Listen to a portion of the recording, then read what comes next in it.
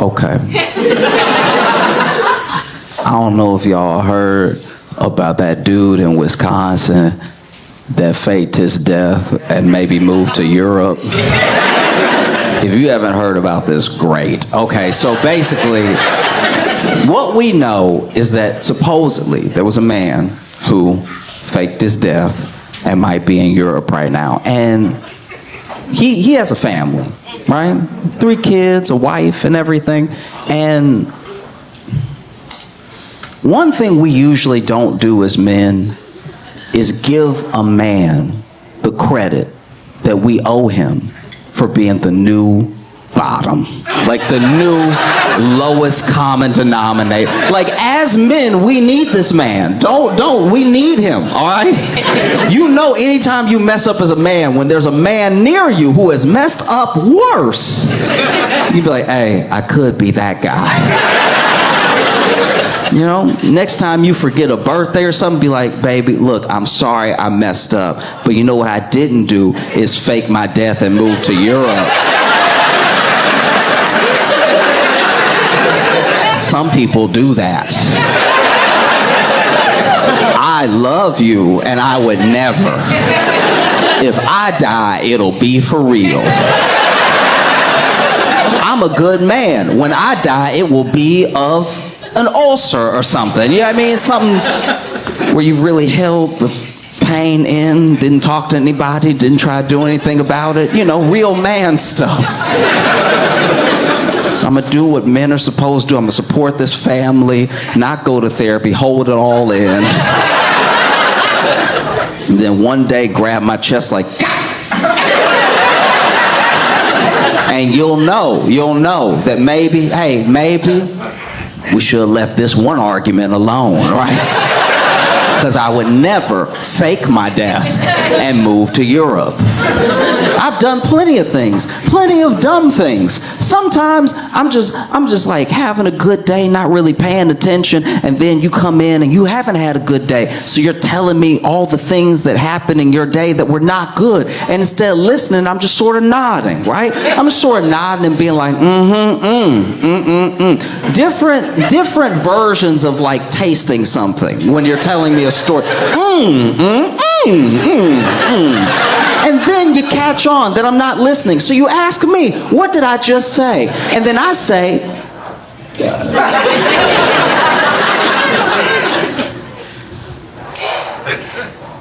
what did I just say? And you can tell I haven't been listening. And I know I should listen. I know that you're telling me this to vent because you trust me and you want my input on your day, right? I know that I let you down, but you know what I didn't do is fake my death and move to Europe. I'm not saying it makes me a hero, but it definitely stops me from being a villain. Oh, as men, that's one of our favorite things. When you mess up, but then somebody messed up next to you and it's way worse. You know, it's like when you go out to eat, go out to a nice dinner, you know, you take your lady out, and you're having a good time and everything, and then something comes up, maybe it's a little annoying, and maybe you start to like bicker a little bit, you know, just like at the table, in between the server checking on you, just a little bit of like, well, you don't even know what's money, you know that.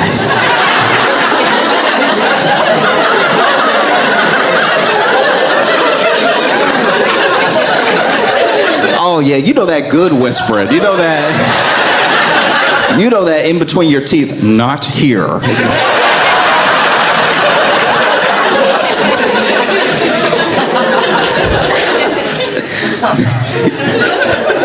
You know, you got both on edge and everything, so you in between the teeth, and she's over here saying everything, but just at that level of like half miming, half voicing, just like, I'm just trying to keep things together, okay? I'm just trying to keep the whole family together. Server comes up, is like, can I get y'all anything? Oh, no, we're fine. Oh, this is a good night. How are you doing? How's your night?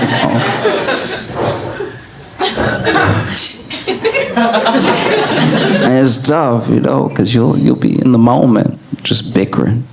And then out of nowhere, a couple next to you, the next table over, that haven't been bickering, the couple that you look at like, why can't we be like them? She stands up and she throws wine in his face.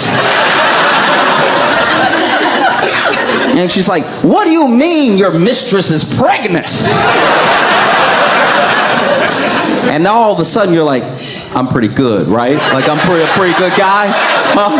Can you give me that? I didn't do all that. Like, you got the white wine. You wouldn't have even stained my shirt. Like, I would never put you through that. What those strangers are going through right now. And so it's good. It's good to have a new low as a man.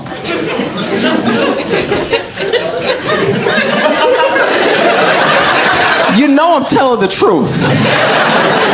You know sooner or later you're gonna be in an argument and you're like, fine, all right, I'm no prize.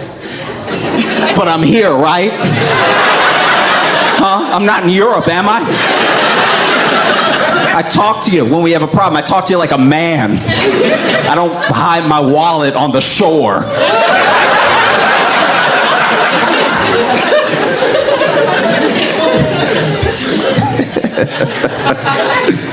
Yeah, this guy apparently faked his death,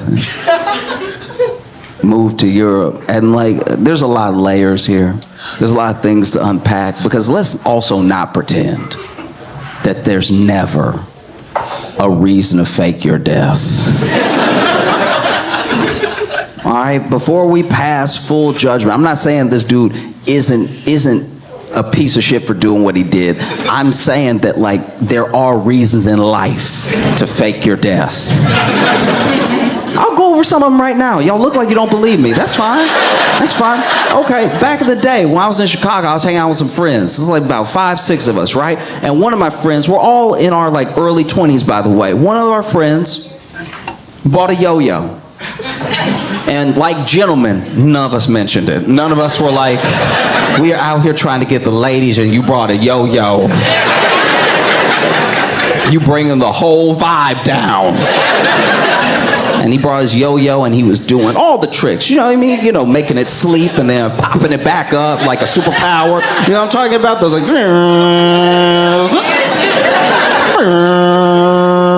Because he had the one that had the like little acrylic with the lights. Yes, it had the lights and the little acrylic sound like it would do the like when it was at the bottom. And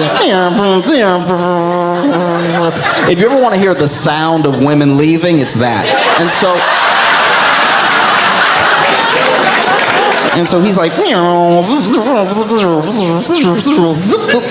and then he was doing Around the World, and he was doing all the like Walk the Dogs and stuff like that. He was really good if you were 15. And so then, you know, he finally does one, and it comes back to shoot up, but it passes his hand, and it hits him in the face, right? And he's hurt. Okay, you ever been hurt so bad that you couldn't make noise? It hit him, right? And instead of even screaming, he just was like, oh.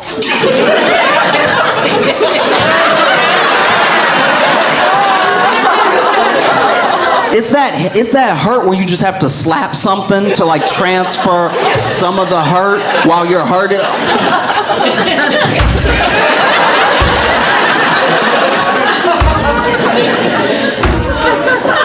It didn't hit him and fly. It's in his mouth, by the way. Like it's stuck. We're still looking at it. He didn't move it. It's where his mouth should be. It's just a yo-yo, and he's like.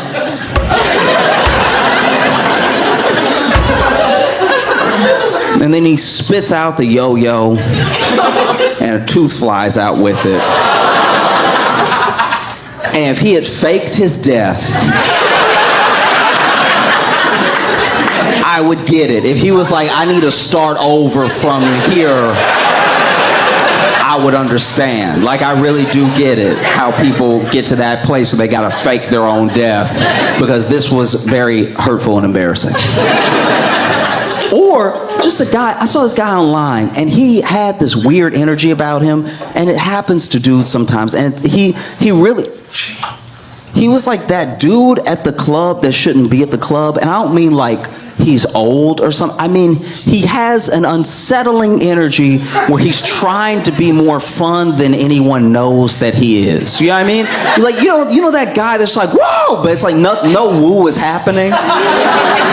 We've all been around that person, like, yeah, and it's like, but it's a barbecue. I don't know why you are trying to bring all this extra. And so that's what he was doing. He was in this club. He's like, yeah, woo, woo, and like, there's not even that many people there. So there's nothing to lay cover. There's not even enough noise for like his energy versus what's actually happening. Because people are just kind of casually dancing, and he, yeah, yeah.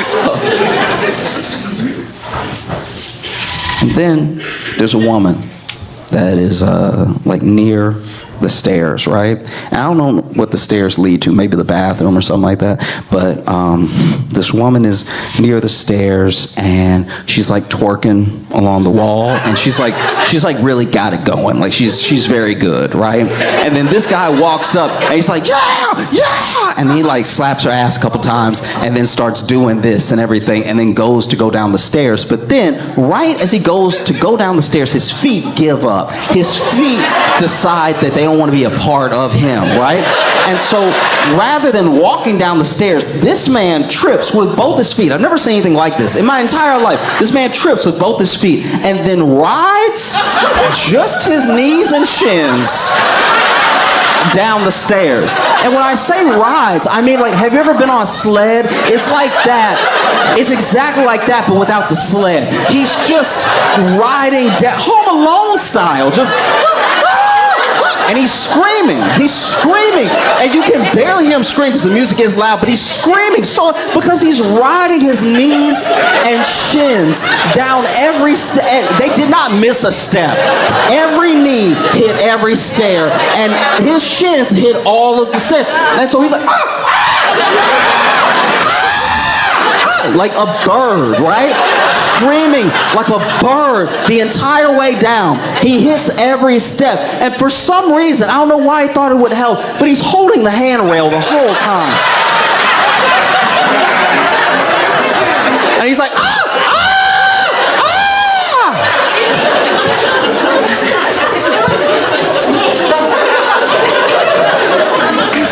And if that guy faked his death, you would get it. You would be like, yeah, you gotta start over. You gotta start, I would say move to a place that doesn't even have music. Like, you gotta do some different things. Move to a plateau. That's the type of, don't even have any elevation where you live, because what if you have to go upstairs again? We don't know if you'll make it down. When I was growing up, I knew a kid who was dating someone for a long time. They started dating young, right? And it was very sweet. And it was in the same, how do you put this? It was in the same way that, like, you hear grandparents tell stories about falling in love. Is how he fell in love. Because he said early on, I'm going to marry this girl, right? And he had to have been like 18, something like that. I'm going to marry this girl. He said it early, right? And he did the thing that we look at as like the most romantic thing possible. Buys a ring within a year, but doesn't do anything with him. Waits years. I bought the ring when I was 19. We're dating. We're 23. I bought the ring years ago because I was sure. I know, right? And they have their little fights and stuff like that. They have little spats and stuff. But then one day he decides, like, yeah, this is it. And he takes her on a trip, right? And they go on a trip that's like kind of the woods. I don't know. They rented a cabin. But they have their little fights on the way and everything. And overall, it's a nice time, They cook.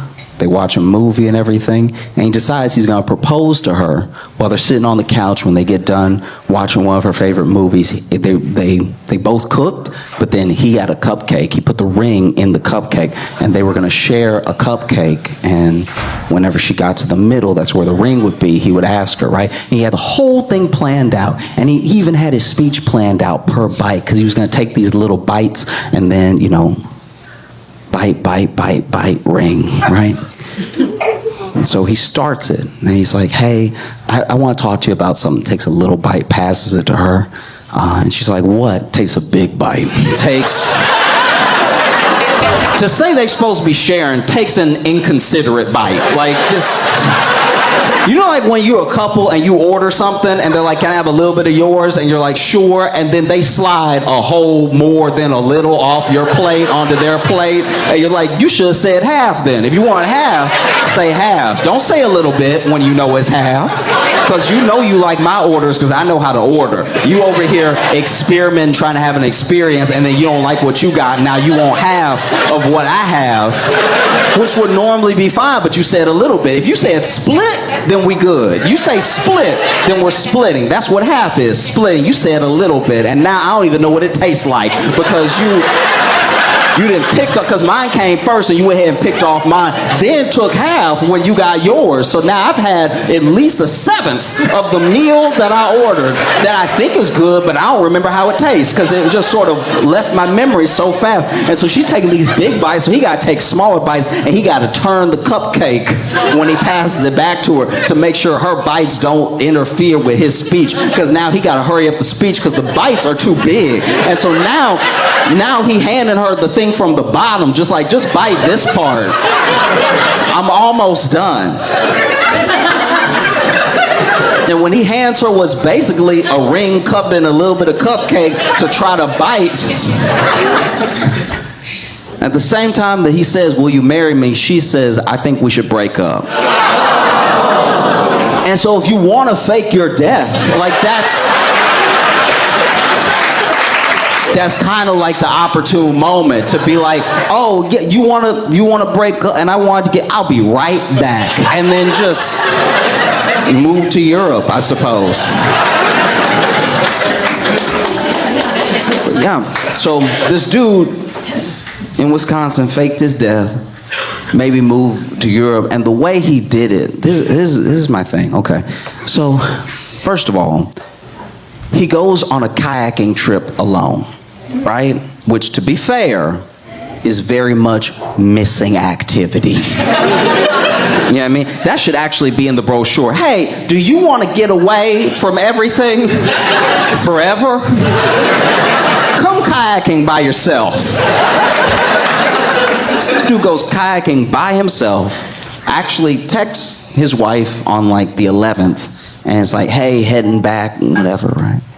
But then doesn't head back. On the 12th is when he supposedly would have capsized, or, you know, they think he may have drowned or something like that. They put on this whole search because by the 13th, his family hasn't heard from him. They're concerned, right? So they send out the search, and like a search of volunteers who search acres and search the water. They use sonar. They use all this technology to try to find this dude. And there's actually a dude that works with the organization that does the searching that tells the sheriff, hey, listen, this is weird. Because I'm not saying if I can't find him, he can't be found. I'm just saying I'm pretty good at what I do, and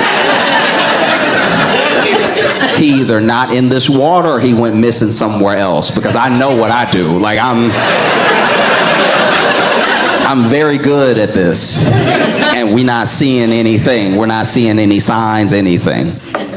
And then, you know, sure enough, they decide to go ahead and look into a possibility of him maybe going missing somewhere else. They also run his name just to make sure, right? And when they run his name, they find that he went to Canada on the 13th, right?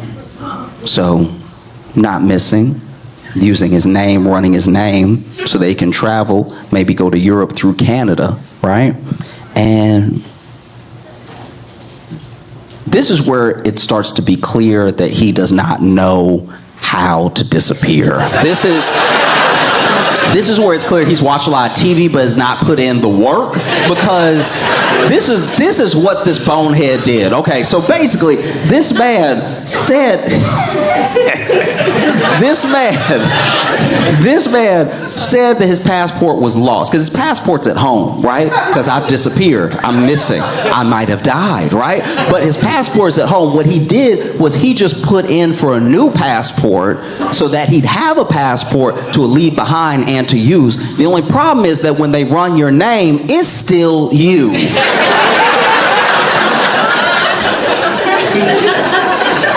What kind of dumb spy move is that? That's still your name. That's like getting pulled over and handing the cop a fake ID. You still in the car. Like this.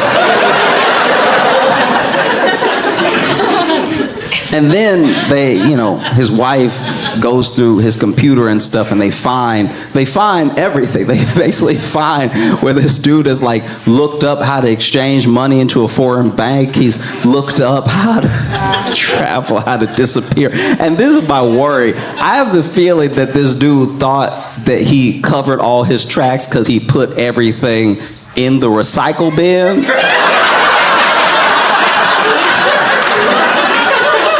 And then left it there. Like that, I genuinely think that's what happened. I think this dude was just moving files like, and they'll never catch me. I'm a mastermind. It's painful, right? So they find everything, and then his wife gives it to the police and stuff, and the police are like, oh, okay, yeah, this is pretty dumb, They even find where he took out a life insurance policy for like, I think $375,000, something like that. And this moment was where I had a journey in how I felt about this dude. Because initially when I heard it, I was like, what a terrible person, right? But then when I heard about the life insurance policy, I was like, wait, maybe I'm judging too quickly. Because if this dude is leaving a life insurance policy for his family, maybe he's just trying to make a clean break. Maybe this dude is like, look. I'm not a good father anyway. Let's at least part ways like this. Let me go ahead and get you some money for your trouble, and I'll go and I'll live in Europe and everything. Most dads leave for free. This dude... There's a high likelihood that this dude was like, let me break you off some bread, right? I'm going to start a new life. You could go through college for free. And then I saw what it doesn't look like he's tried to claim the life insurance policy, which would also be insane. I don't know much about insurance, and I don't like insurance companies, but that would be hella out of pocket to show up and be like, y'all, I died. I'd like the money from me dying, please. See, the policy says right here, if I died, this is how much whoever gets, and whoever is me and I died. So can you please make the check out to me? And so then I went back and forth. I was like, oh, maybe. No, actually, no, he's just a bad person. Just a bad dude. Faking his death, leaving his wallet, leaving his kayak, leaving his family. And then they find that apparently he's been talking to someone. He didn't just try to leave. Because that's another thing. When I thought he was just trying to leave, I was like, okay. It's not how you handle it. But some people, they have an episode. They're like, I need to get away. I don't know how, But then when I found out, like his family found out, that he left to be with some lover in Uzbekistan.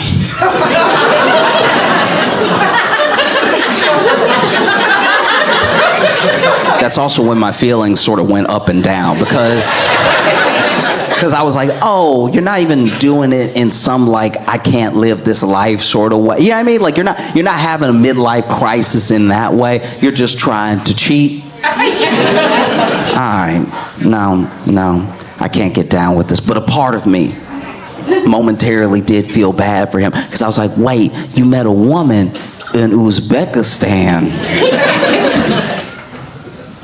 Oh, he's never been catfished before.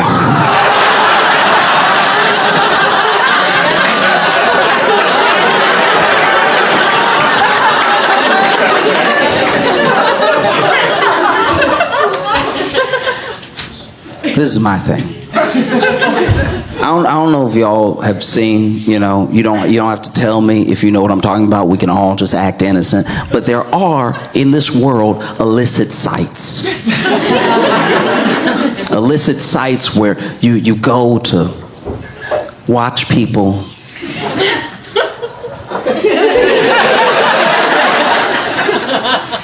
the beast with two backs. And then in these sites are ads for local singles in your area. Or even better, ads for very willing women who would love to marry you in Russia and Uzbekistan. I think my man may have fallen for one of these ads. That or he's been watching too much 90 Day Fiance, because I feel like, come on now, how well do you know this person? And so now you faked your death to go to Europe to be with someone who might not even be real. That's wild. You gonna blow up your whole life for some text messages? I mean, really, how good are those texts? You know what I mean? No one found a picture. No one knows what this person looks like. They just know that someone enticed him in some bad English. And now he's headed over there. And I don't know. I feel like you clearly have to be in a bad place to do something like this. You have a family. You know what I mean? You have people that depend on you, and you're about to throw it all away to go to a place I'm sure you can't spell. Because never forget, this man is an American. That's also what you have to keep in mind here. He over here trying to travel as an American, try to get help in English and stuff. People in Romania speaking Romanian. He doesn't understand it. He's like, I just need to get to Uzbekistan. Do you know how to go left in Europe? Now he gets over there. Who knows what life is waiting for him, you know? I'd like to think that this woman in Uzbekistan really does exist. And she's mad as hell right now. She's like, no, we were supposed to go to America. Are you serious? You can't live with me.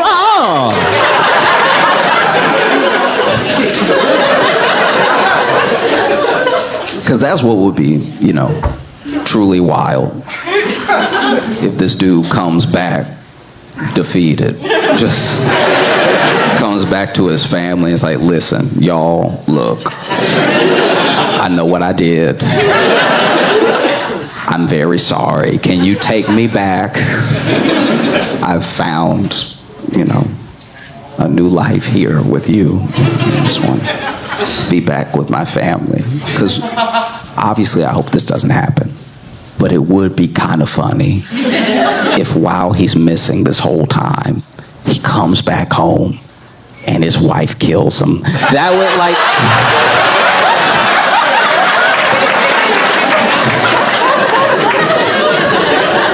that'd be crazy. This dude show back up at his doorstep and his wife already got the shotgun and everything. He's like, baby, no. It's like, baby, I don't talk to ghosts.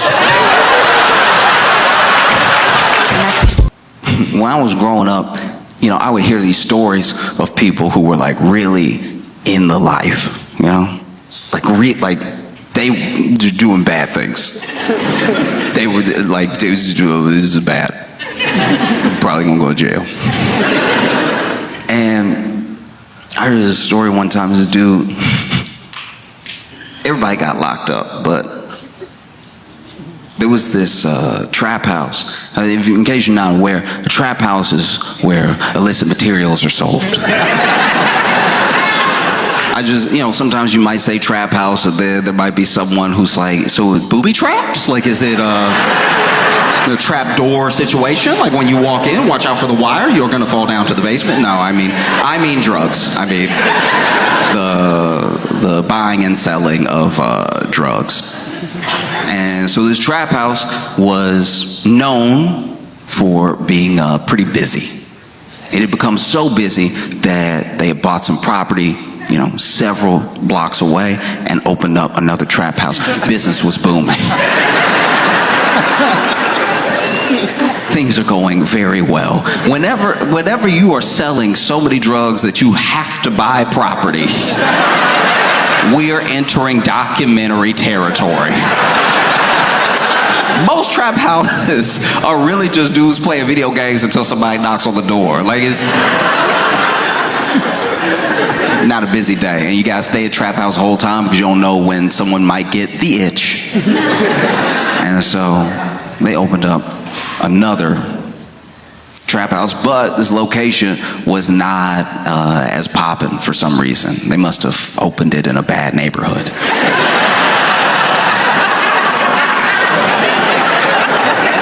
Can you imagine? Can you imagine being all drugs, be like, I'm not going over there though, that's dangerous. And so even though they opened another location, and even though they tried to tell people, hey, you can come here or you can go over there, people liked the original trap house. It stayed just as busy as ever, with some business going on at the second location, but mostly it was here, right? And, okay. Let's just call him Jerry, all right? And Jerry ran both trap houses. And he did a pretty decent job, kept his books, kept his finances, really, like, he knew his inventory, He could have made a great store manager at any grocery store. There was this dude named Twan, and Twan found out about these very popular trap houses. Well, one popular, one not so popular, right? And he made a plan to rob the trap house, the main one, the lucrative one, right? So his plan for robbing the lucrative trap house was to basically set up a diversion at the one that wasn't as busy. So he basically faked a robbery at the one that was not as busy. He had some guys go over there, bang on the door, act like they had guns, they were about to break in, because he knew it would make everyone call Jerry. Jerry and his boys would go over there, By the time they get there, those guys have already left, and then the main trap house is left defenseless. They break in, Twan and them break in, they steal all this money out of the trap house, right? Take it back to their place. Now their place is a stash house. Stash house should be self-explanatory. If I've lost you at stash house, I cannot help you. But the trap house has been robbed, everything's been taken back to the stash house, okay? And then Twan and his boys thought they had made a killing. They were like, this is great. No one even knows that it was us, because they had planned it very well. They planned it all the way down to the detail of if those guys who did the fake robbery got caught, they wouldn't even know who hired them, right? But Jerry's no fool. Jerry started asking around, and he could kind of tell that some of these guys were lying, some of these guys weren't lying. He traced everything back to Twan. And so he set up a plan to rob Twan's stash house. To go in there and not just get his stuff back, but take the rest of whatever was in there. And his plan wasn't as meticulous. He just sort of ran up in there with a lot of men and guns. Now what he did do is he waited. He learned the routine. He learned who would be there when. It took months. And then finally, he was like, we're going to do it on Tuesday. They never paying attention on Tuesday. We're going to run up in there. It's only going to be like 5 of them. If it's 15 of us, I don't think we'll meet a lot of resistance. It's not like it's their money. It's Twan's money. And so that's what they did. They broke up in there, went ahead, zip-tied everybody, and took everything, which took several trips. The people at the stash house did have to watch themselves be robbed for quite a while. Imagine you over here, you're not gonna get away with this. Then you think they've left, they come back in the door. we left all this right here. And so then one of them, being new to the lifestyle, being a new, some would say prospect gang member, was so appalled at the theft that when he freed himself, lacking all presence of mind, called the police.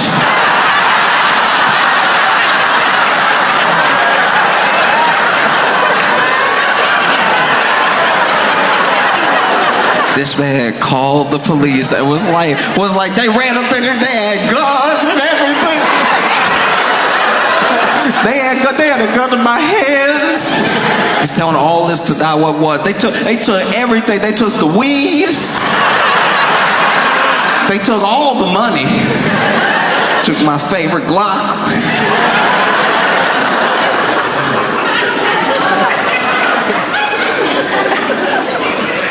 And, some people were duct taped and everything, duct taped over the mouth, zip tied behind everything. So when, as soon as he called 911, he started freeing everybody else. And as soon as he ripped that tape off, they're like, "What is wrong with you?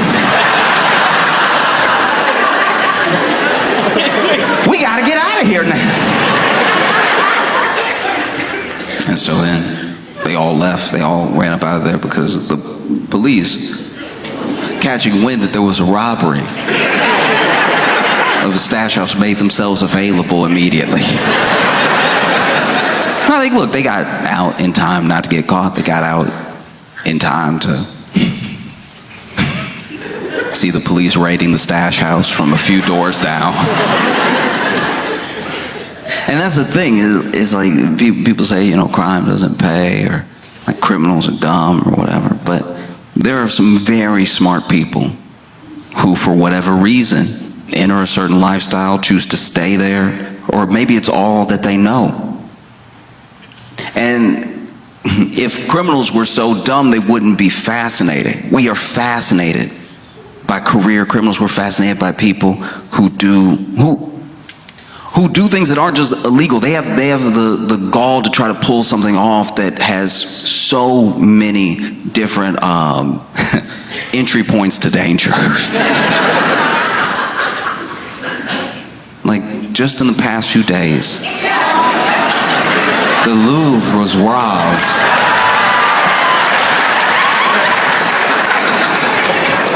And I have not been able to settle. This is amazing. Okay, so if you're not familiar with the Louvre or the Louvre or whatever, it's one of the most visited museums in the world, and people go there and then they act like they've been changed by art. And you ask them what they saw, they can't name anything or anybody. They were just like, "No, the Mona Lisa was there," looking unimpressed. Well, there were these robbers that broke in. And they broke in dressed as construction workers, right? They had actually rented this like powerlifting vehicle that had a ladder that would bring them up to the next level where they could cut in, because they brought tools to cut in through the window and enter that way. They didn't want to just come through the front. And it made sense that they were dressed as construction workers, as the Louvre is under construction. Permanently, I guess. It's always under. Why is Europe never finished?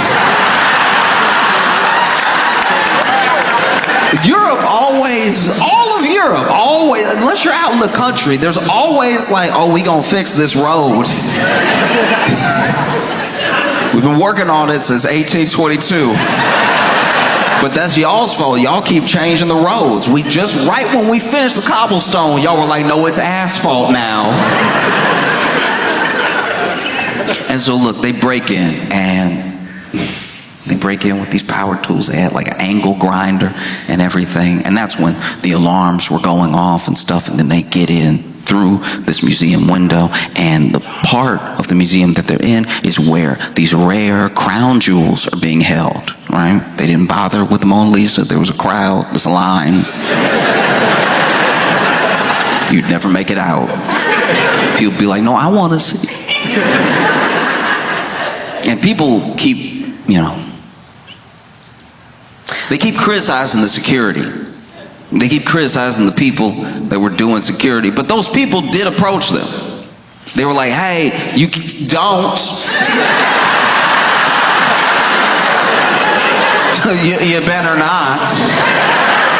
Because what is museum security really supposed to do? Let's be honest. Let's be real. If you work security in any format, they should arm you with as much as it takes to protect what's supposedly valuable. Think about this. When you see someone working for like Brinks, right? And they bring a Brinks truck to do a deposit for a bank. Let's say a whole grocery store is like, hey, we got like $250,000 that we need to transport over to the bank to make our deposit. The bank is like, don't worry, we'll send somebody. They hire Brinks. Brinks comes over. They have a truck. And not just a truck, like a bulletproof truck. And then they get two people. They get two people to make sure nobody knocks you over the head when you're trying to grab the bags and put them in the truck. They get two people, and not just two people, two of the biggest people you've ever seen. Like two people that are so big that it's like you are the gun, right? And then I think they give them a gun. They always hold in their pocket. Maybe they don't have a gun, but it looks like they have a gun. And they don't give them cuffs because they don't plan on taking any prisoners.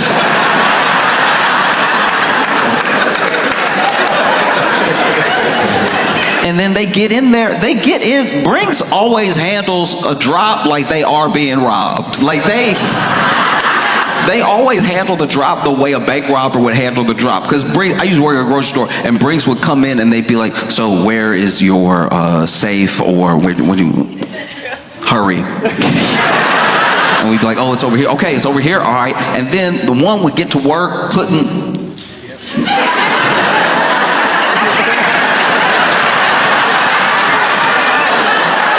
the other one just watching us. I'm ringing people up. I'm putting more money in the till, and they were still like, but you might try anything. I don't know you. And then they would leave, and they'd leave all fast. And then they'd run into the truck, throw everything in the truck, and then they would always peel out a little bit, which made me uncomfortable. One time they came and did a pickup, and I was like, y'all sure that was Brinks? Because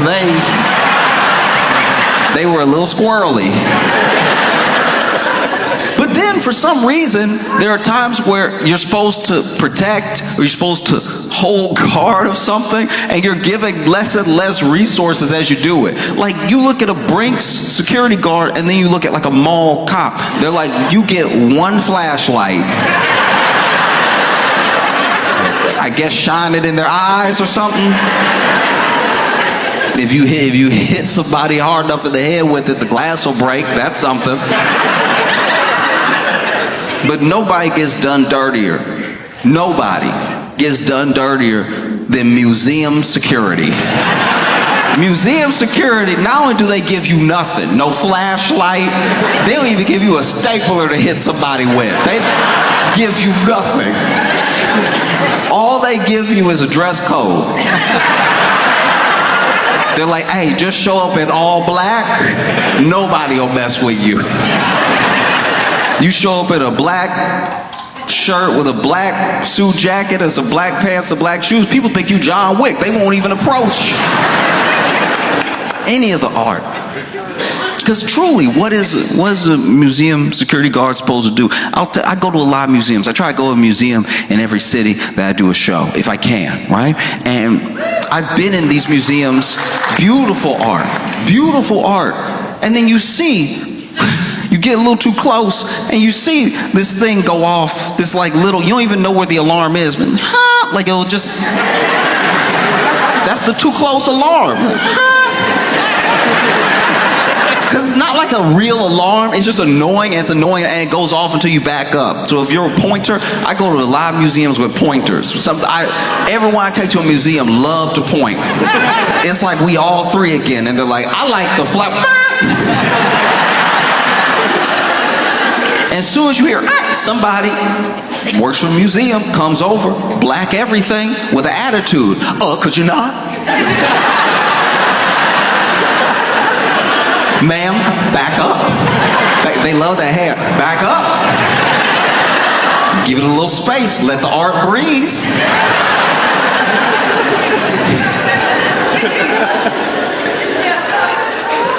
And you want to know who a museum security guard's arch nemesis is? Because it's not like a grown man. It's not a grown woman. It is any child. Any child will ruin their day. Because I don't know what it is about the frequency of the alarm, but if you're 4, you can't hear it. If you're 4, you're like.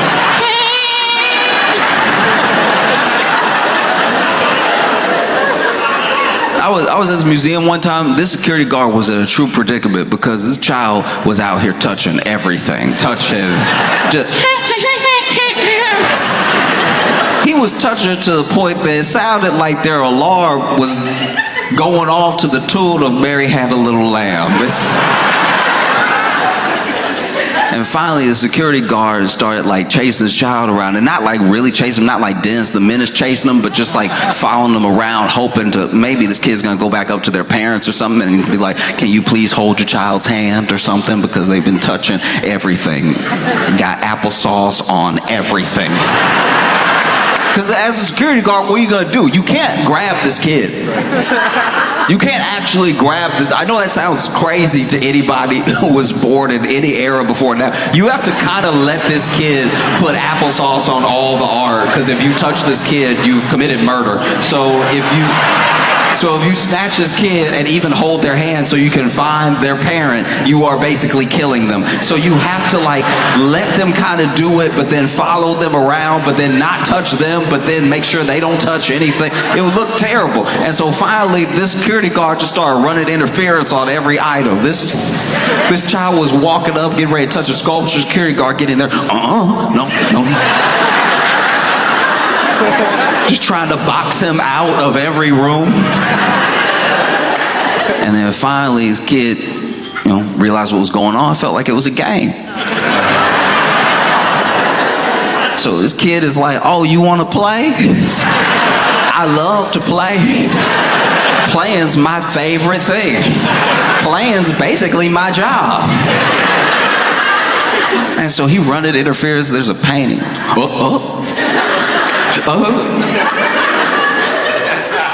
And finally, this kid gets boxed in. And even the security guard's like, "I don't know what to do now." Because like, this would be when you would like snatch their hand and be like, "Hey, is your child not with you in the museum? I might have them." But he was like, doesn't want to touch this kid, but doesn't want the kid to touch anything else, but then is in the corner, but then is also a grown man cornering a child in a corner. Just because you're at work doesn't make it look better. All this kid has to yell is "stop," and you going straight to jail. I'm your only witness, and I'm not really here right now.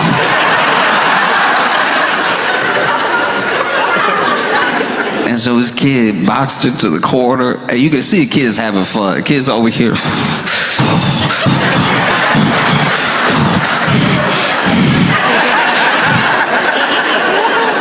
Nowhere to go but under. This kid slipped under his legs and ran away. This man turned around. Started chasing after this kid even more, and then the kid went to the only room he hadn't got applesauce on. And was next to this painting. I don't really remember who painted this, but it was a huge, huge painting of a ship in a storm. And it was one of those that was like, it was a marvel because of its scale. So it's not like one that you just hang up and 6x8, whatever.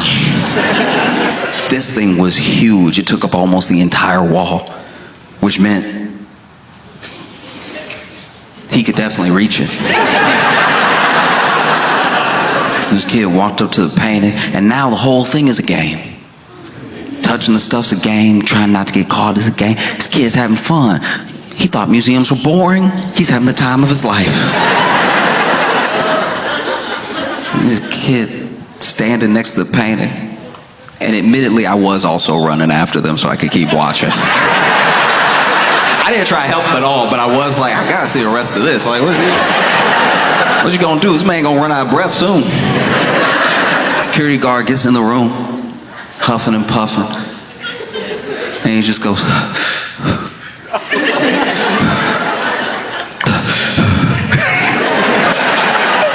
even the kid for a second was like, ooh, are you? I might have killed a grandpa. I don't even know. And then this kid goes in his pocket and lifts an applesauce covered finger. And I was like, it's been in his pocket the whole time. Children are disgusting. This kid been running around with a pocket full of applesauce this entire museum trip.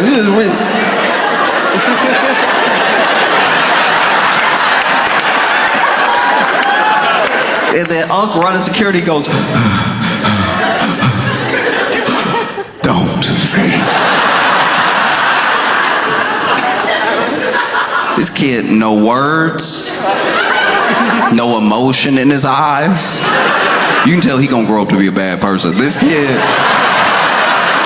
applesauce covered finger just went,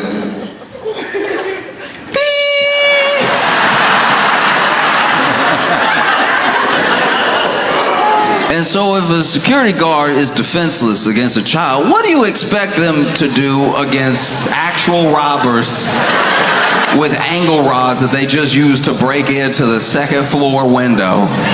Because the security ran up on them, no, hey, get out of here, none of that. And then they went, vroom, vroom, vroom. Security was like, you know what, let us help you. Everybody out.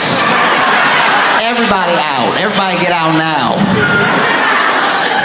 Security made everybody get out but them. Don't you see these men working? Get out.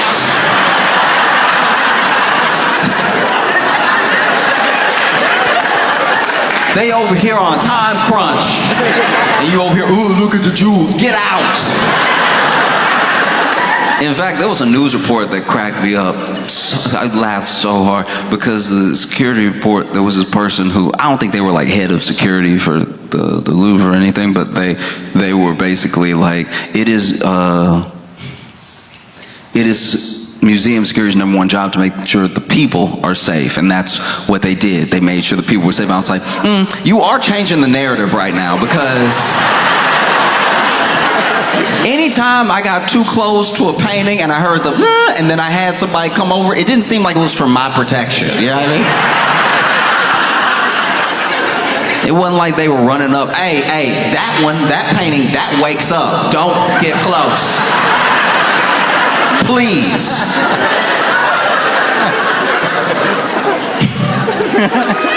And so then, robbers start grabbing everything, grabbing these like Napoleon era empire crown jewels, right? They grab so much, they grab too much. They actually grab so much they drop one. They drop one of the crowns outside. And this is gonna sound dumb. This will sound dumb, so bear with me, because I know it's gonna sound dumb, but I don't think it's dumb, all right? I thought, truly, even when I went to museums, for as many museums as I go to, I've been to museums in Europe, I go to museums here, I go to every museum that I can. I thought for certain that when you see something in a museum, that under certain circumstances is a replica. Yes. I can tell by your reaction that some of y'all think I'm dumb and some of y'all think what I thought. I'm telling you right now, when I would go to the museum, I would admire the brush strokes, I'd admire everything, but I would be like, this is the fake one though. Like this has to be the fake one. And I thought that because if you remember, right before 2020 and even after the pandemic, you would have activists that would go to museums. These, climate activists would go to museums and they just throw like tomato soup on supposedly priceless paintings, right? They would go up to like a Van Gogh and be like, blah, and then they glue themselves to the wall or something, and then they would be like, this is why we did this, and you will have to listen to me for as long as it takes to unsuperglue my hand from the wall. Because people who are climate activists feel like no one is listening to the point where the only thing that will get any attention or like stop people for a second to listen to them is just extreme acts that knock you out of whack. You know what I mean? Just things that you go, what? What? They did what? Why did they do that? And then they get to explain. It's like the better version of canvassing. Because they tried to canvass. They really did. Everyone that cares about the climate tried to canvass. And what did you do? You walk by them. They were like, do you have a minute for the planet? And you're like, I'm headed to work, please. I was with a friend one time, and look, I've stopped plenty of times. I can't stop every time. And so they were like, do you have a minute for the planet? And then my buddy was like, no, we're good, and kept walking, have a good day. And this dude got really mad. This dude canvassed and was like, you on the planet? You don't have a minute for the planet you on?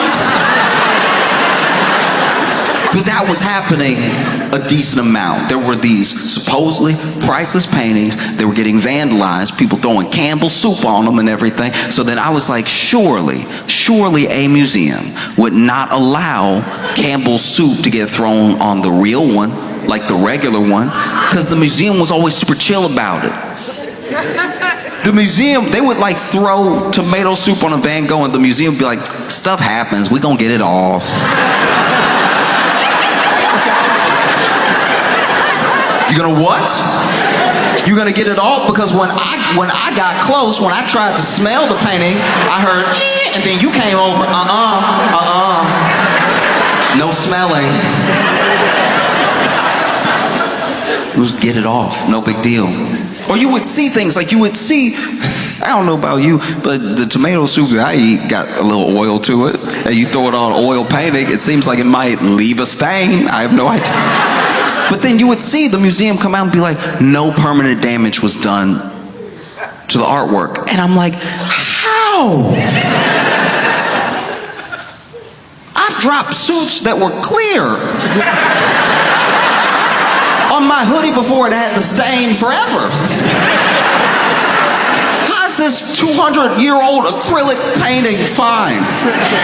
It must be a fake. I used to think that, look, if you go to a museum and you see just like you could touch it, that one can't be real. But if you go to a museum and it's behind glass, that's the real one, because they bothered to protect it. Why are you just bothering to protect some pieces? That doesn't make sense to me. So then, in my head, I was like, those aren't the jewels. You know what I mean? That's just colored glass. These people so stupid, they ran up in there and risked their freedom for some colored glass. And then the French government came out and said, priceless items have been stolen from the Louvre. And I was like, that's the real jewel! Y'all didn't run any armed security around the real crown jewels?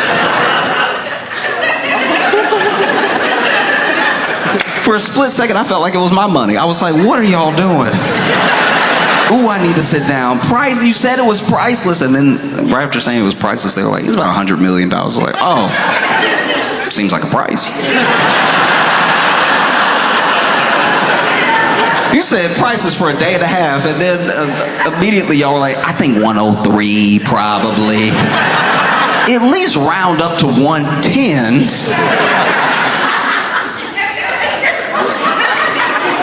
And then, in my opinion, museum handled it wrong.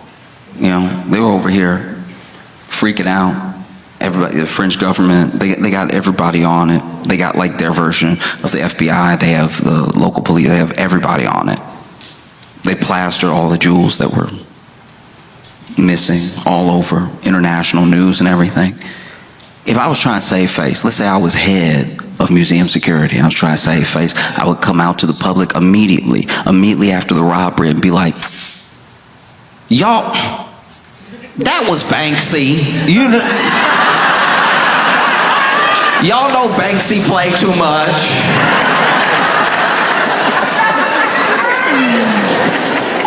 But this is where I wish that they had done a better job of being creative, being inventive. You know, you've just been robbed. One of the boldest robberies that we've seen and you are the most visited museum in the world.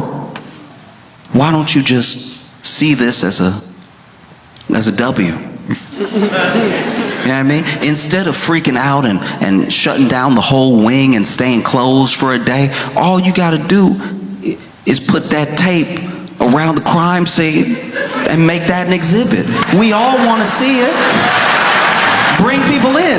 Make the security guards that did do their job, the tour guides, just be like, it was 4 of them. They ran up in here. I was like, hey, get out of here. And they were like, ving, ving, ving. I was like, you right. All right, I'm going to go. I'm gonna go. But I'm telling everybody, and that's why I'm telling you now. And yeah, you can see the glass right here. Take a piece of glass home. You can take a piece of glass home if you want.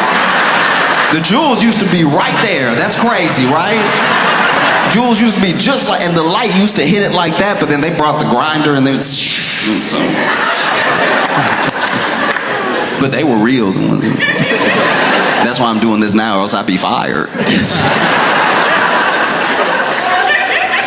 No, it sucks. It does. It sucks because, like, it's just gonna turn museum security into TSA. Yeah, I mean, because look, this was, as far as museum security goes, this was their 9/11. So if you think you're just gonna roll up in there and have a good time, that's not what's gonna happen. You're gonna show up and they're gonna be like, all right, shoes off. They all gonna have the wand now. Oh, brutal stuff. You're gonna walk into your local museum. You're not even in France. But there's gonna be that security guard takes his job extra serious and be like, you're not gonna get me, not today. Pants down. Pants down. No, I got to check. You could have anything in there. You could have an angle grinder in your pants or something. You know, we have some very expensive cups here.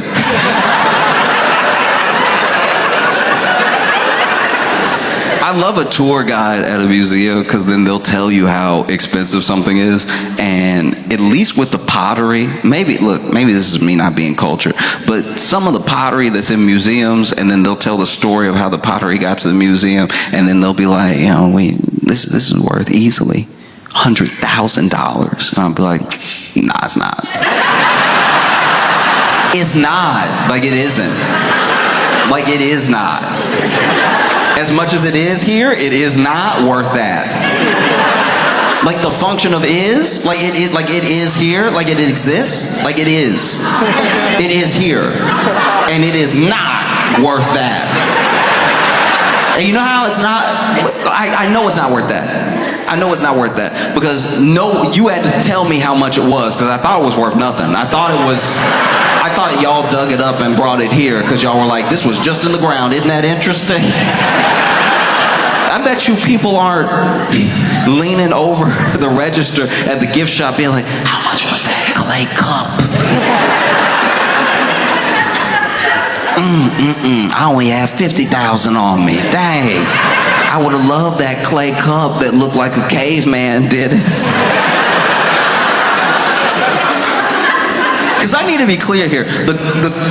I'm not just trying to be rude. The one that I'm talking about, it wasn't like some beautiful African art. It wasn't like a Greek pot or something that was painted with a story on it. It just looked lumpy. It just looked lumpy to the point where I was like, even when they drank out of this, there's no way they got the water on a consistent basis. You could tell it's primitive because it looked like a cup that gulps.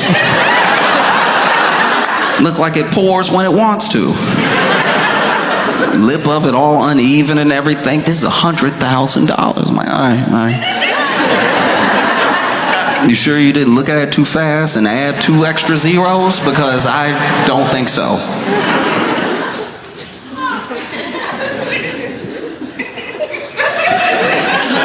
There was a guy. There was a really rich guy, apparently. I don't know him, but everybody was saying how rich he was. And he got on the the Instagram to actually, physically cry about the crown jewels being stolen. And he gave this whole speech about how, like, the robbers, because there's this assumption that the robbers aren't gonna be able to just sell the jewels they stole as is. There are plenty of people in the world that would pay the money it would take to sell them just as is, and maybe they just keep it and only they know they have it. But art collectors usually like to show off their collection, and so they can't tell anybody. So it's better just go ahead and maybe melt it down, sell the jewels. The jewels themselves are still very expensive. In fact, you'll see where throughout history pieces have been stolen. Mona Lisa was stolen before. Pieces sometimes get stolen, but unless you can sell it to someone, what's it really worth? And so there's speculation that already these jewels have been melted down and being sold for parts, or maybe pieces are being sold that might not be able to be traced back to the complete set. And this guy got on social and he was just crying. Dude had to be in his like 50s, something like that, and he was like,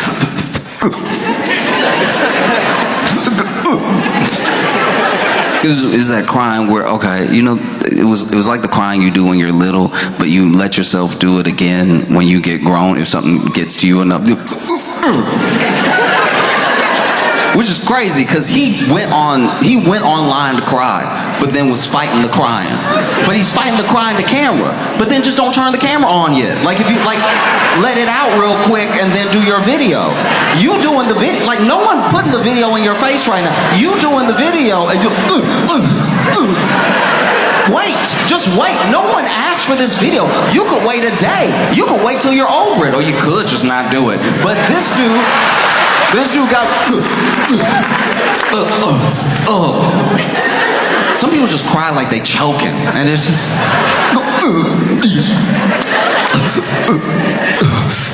and then he said a bunch of stuff, and he did say it in French, and I don't speak French, so I'm going to paraphrase from what everybody said he was saying, but I know he said some of this because a lot of people said he said it, and then I know there's some of it that might be like editorializing what he said, because I don't know if he said that because I don't speak any French, and then also he didn't even say what he said in French well, because he was crying through the whole thing. Like, and look, to be fair, maybe some of that was crying, and maybe a little bit of that was the accent. Maybe some of that was the accent, because there are certain people that when they speak French, they do seem upset for no reason, so then that's, it's like, was that a cry, or was that one? Were you saying one just now? Were you like, or is that you trying to hold it together? Because that's why you should have waited to make the big,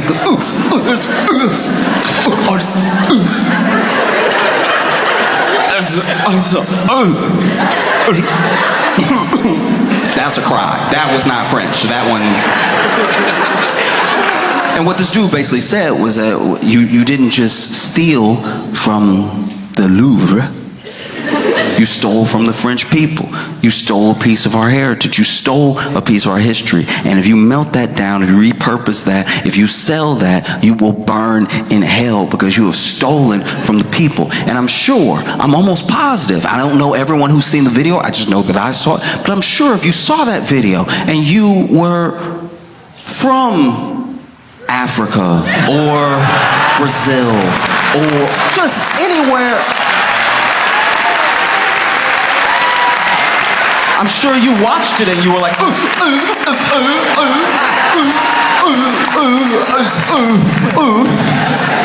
oh no. Someone stole a piece of your heritage? What are you gonna do?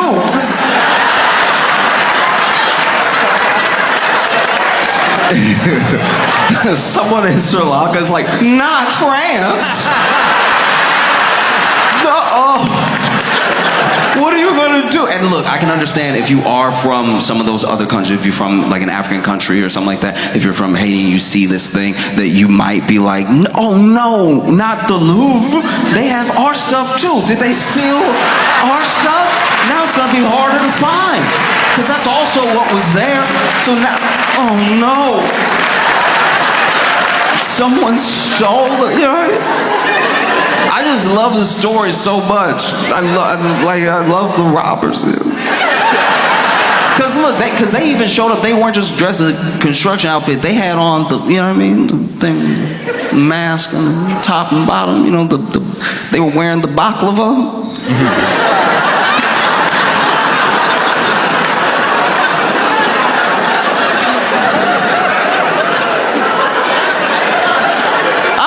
I love this crime so much because it feels a lot like somebody that runs a trap house robbing stash houses. Then the person from the stash house is like, we gotta call the police. I can't believe somebody would steal from us. This is unacceptable behavior. We stole all this stuff fair and square. This was ours. And then they took it from us in an act of injustice.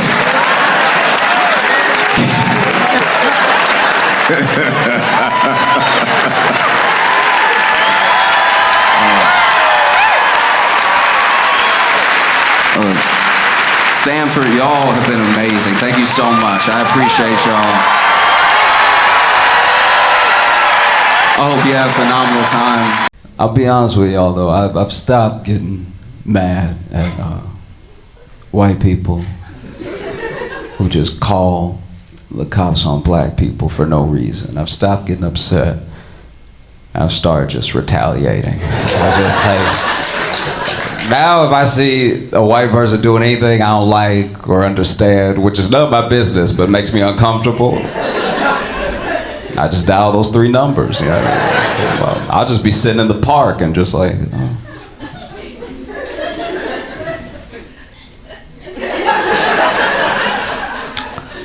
Yeah, 911. She kissing the dog way too hard. This is absolutely unacceptable. This is all tongue out here. You need to hurry. It doesn't look like the dog into it. Please get here quickly. I'll be at the grocery store. I'll be checking out at the grocery store. And there'll be like a white guy in front of me. But he's not buying any food from the grocery store. He's getting those weird non-food items that the grocery store sells. So it'll just be like a belt and a knife. I'm like, yeah, 911, please. He looked like Dama to begin with. Please hurry. I don't like the way his receipt looks. I've started just calling the cops all white people who I think are calling the cops on me. We just have a standoff. I'm like, well, I didn't dial first. She did, okay? Well, send one for her, send one for me, okay? They could just have a standoff.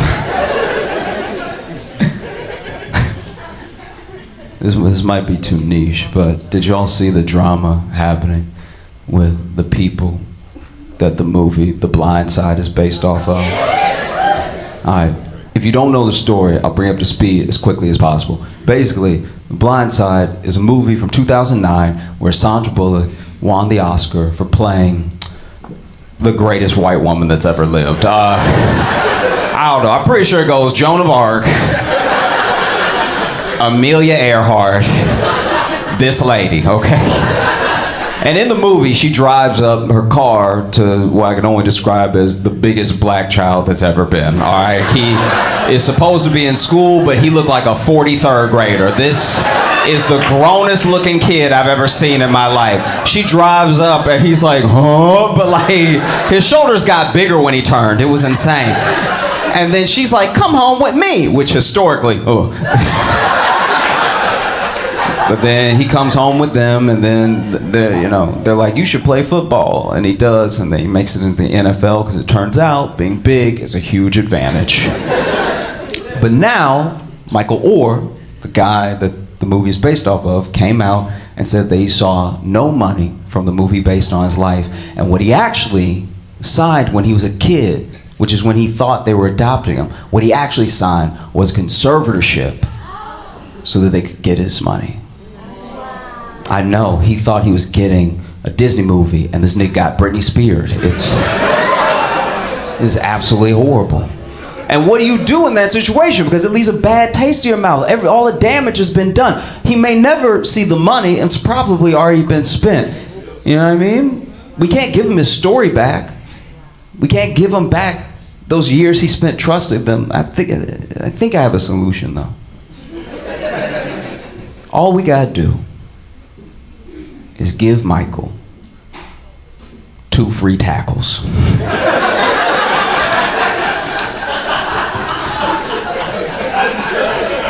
He can use them whenever he wants. I mean, the cost of the medical bills alone will be exactly the money that they stole from him. He's still a huge man. And we won't make a movie, we'll just make 2 TikToks. 1 for each tackle. And then at the end of the TikTok, you'll just be like, blindsided!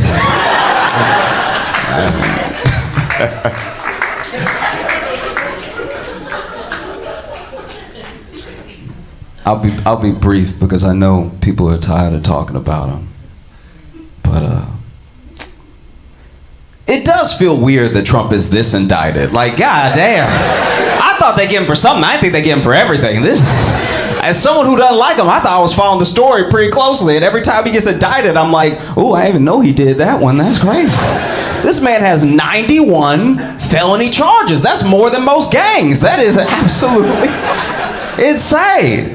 Man, they giving Trump the full nigga treatment. This is crazy.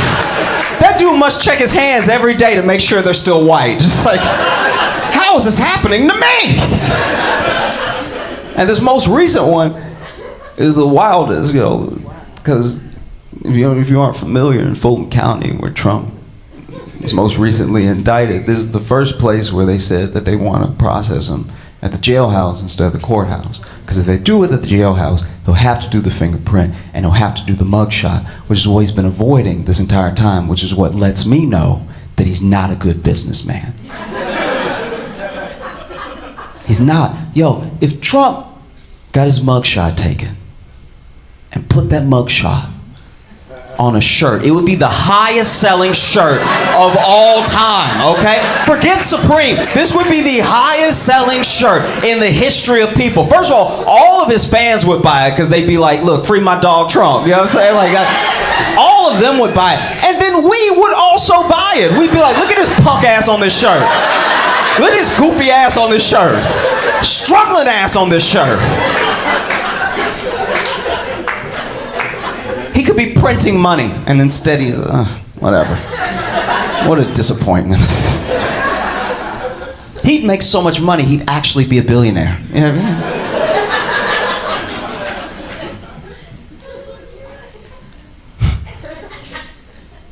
I had like a weird memory the other week of this thing happening. I thought I'd share it with you. Like my favorite person to spend time with in the entire world when I was a little kid was my grandma. And everybody knows that I was blessed enough to have grandparents. Grandparents, instant daycare. Anytime your parents got to go somewhere, you're chilling with grandparents, right? So, go everywhere my grandma went. We'd always have a good time. You know?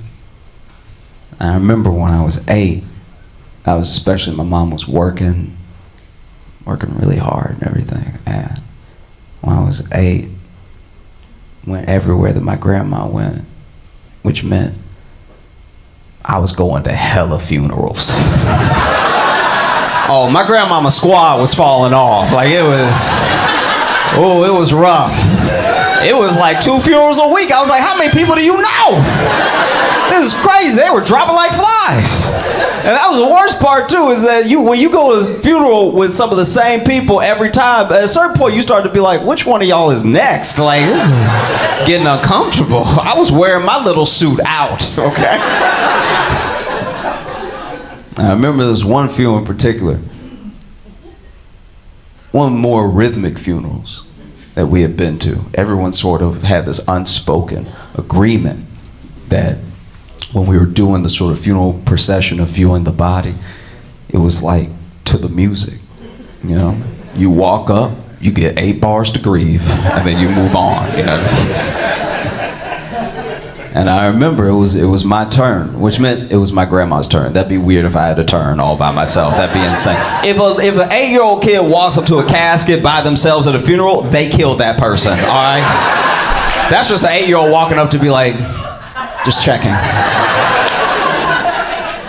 And so I'm about to walk up with my grandma, but as we start walking, we notice that the lady that was still up there hasn't moved. So she's either still thinking or like overcome with emotion. Something's happening, right? So we just keep walking. We don't want to stop mid-aisle, and so we walk up next to her. So now it's this lady that I don't know, my grandma, and me. And I wouldn't look this up until years later because it gave me nightmares for a while, but I didn't really think to Google it yet. Apparently, long after the process has been done for a body to be presented at a funeral, there's still muscles, there's still nerves that can twitch, right?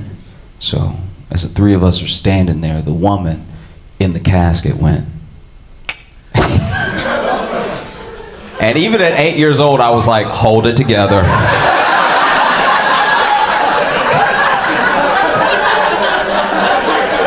Hold together, stay calm. Whatever you do, stay calm. Because look, I've been going to a lot of funerals, right? But even as an 8-year-old that's going to a lot of funerals, I still haven't fully conceptualized the idea of death, but I know what it's like to ruin a party, you know what I mean? So I was like, just calm down, hold together. I'm trying to center myself. And then the woman on the other side of my grandma goes, "Wah!"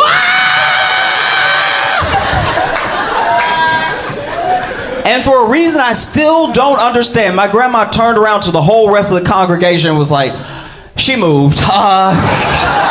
And everybody cleared out. We all walked out together. It took so long to calm everybody down. It took so long to get people to come back inside, sit down, chill out. Because there were people outside that were like, nah, I'm not going back in there. Ain't no reason to grieve if she risen. I ain't playing with that. Y'all can do what you want, but if she up, she up. All right. In fact, she owe me a little something, so when you get in there, tell her that I want my 15 if this was just like a weekend she was playing Bernie.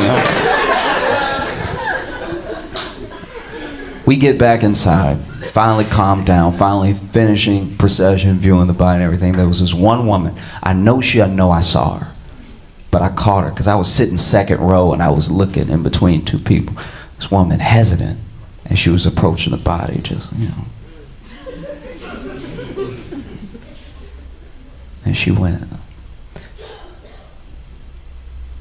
wake up. And even as they were lowering her at the cemetery and they threw the dirt on her part of me, it was like, we don't know. We have no idea.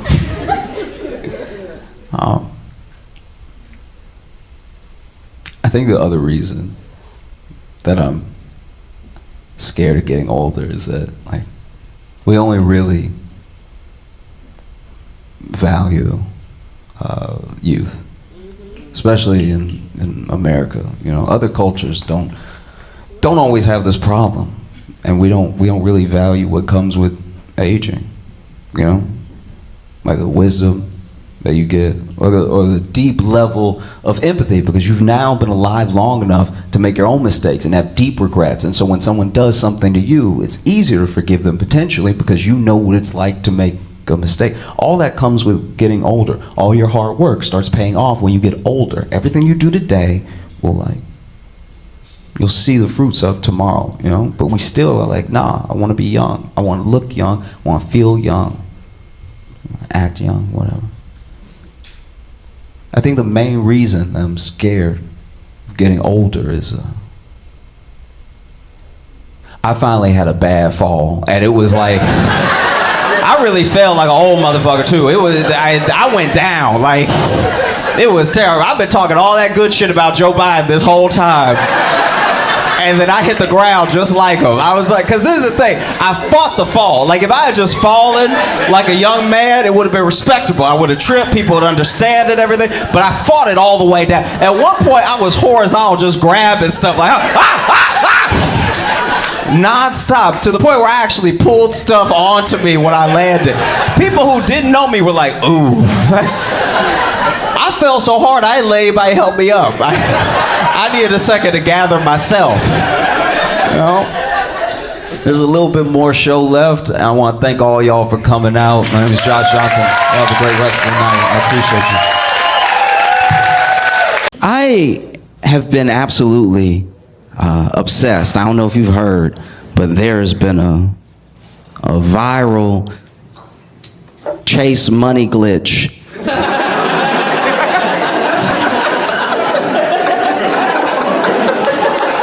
Okay, if you haven't seen it, basically someone on TikTok said that there was a money glitch at Chase where if you deposit a check for a large amount, an amount you don't have, it will let you withdraw the full amount that you just made up, right?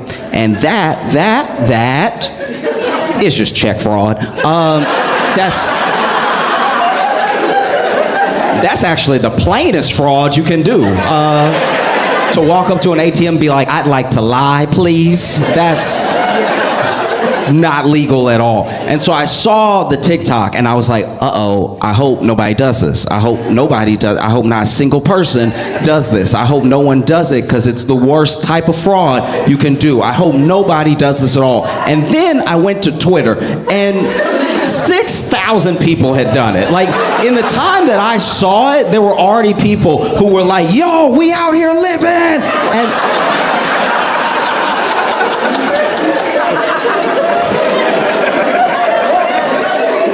watching people you don't know commit fraud is like watching your uncle wear a suit he thinks he can pull off. You know what I mean? Like, you're just like, no, not in front of everyone, not in front of everyone. Because that's what it was in front of everyone. They not only did the check fraud, but they all made videos, which is how I was watching. This wasn't a rumor. I was like, that's a high definition camera that you are committing crimes in right now. I am so, man, the jails will be full. That's a lot. Because, you know, they were playing with money that they didn't really have, and they were spending it on things they shouldn't have been spending it on. And so, you know I'm not the first person to say this. I'm late when it comes to saying this, but I need to say it just to reiterate one more time in case anybody doesn't understand why check fraud is a very, very bad idea. They went to Chase Bank, right? And then they wrote their name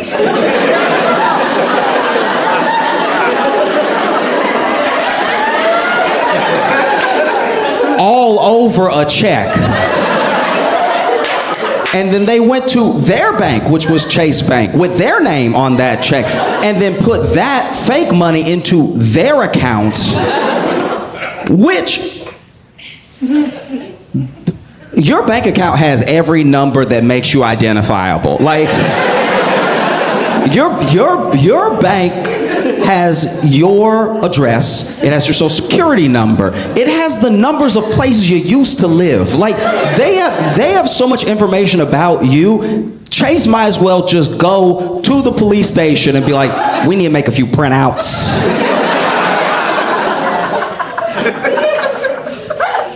And so people were doing the check fraud, but then this is the other thing. This is what happened. This is why people started doing it, right? Basically, the glitch, as people were calling it, some of it was just straight up check fraud because they will give you a portion of the check because they haven't verified the check yet, but it's law that they have to make a portion available immediately, right?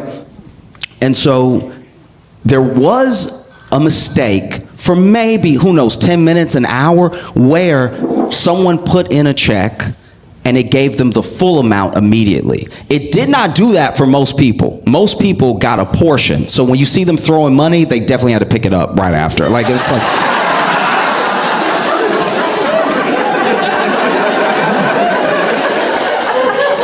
Don't let the internet lie to you. Like, they threw that money for the video and then they were like, oh God, Whenever I see stuff like that, I always think to myself, like, y'all didn't factor in the wind at all. Like, you balling for these next 3 seconds, but as soon as there's a gust, you're gonna be running into traffic, screaming, no! And so basically, there was that side of the glitch. Another side of the glitch was that there were people who were also requesting loans, like pretty high loans. And the loans were also appearing, for some reason, appearing in their bank account in full, even though all the money wasn't available, right? So that part is a mistake on Chase's part on the website. But what's actually happening when they were withdrawing the money was just a little bit was coming out. That little bit was just a portion of a bigger amount, right? But then Chase caught on pretty quick because they posted it to the internet, right? Which is where Chase also is.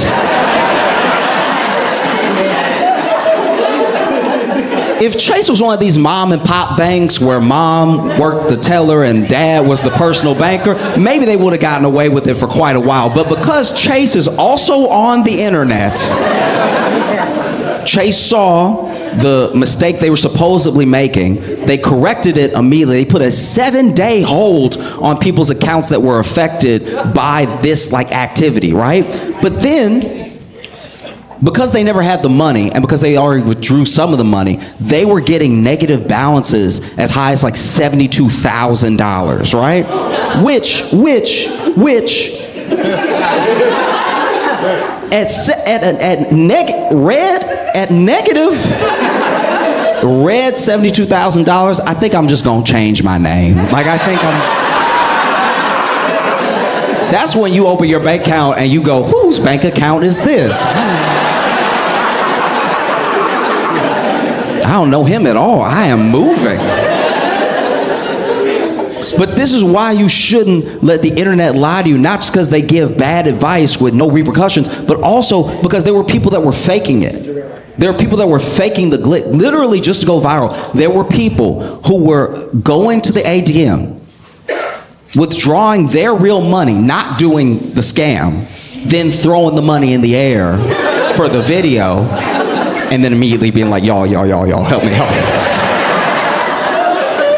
There were even people who were pretending, using other people's screenshots, pretending that they also had a negative $48,000 balance. And it was all just for attention. And it's so important to remember that. It's important to remember that half of the internet is for attention. Almost none of this is real. I could be AI.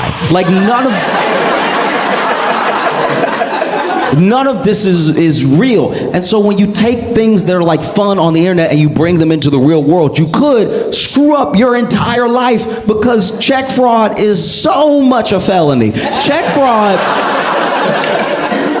fraud is one of those felonies that someone does that's not even a dangerous person. It's just you'll be like, man, where is Cousin Willie?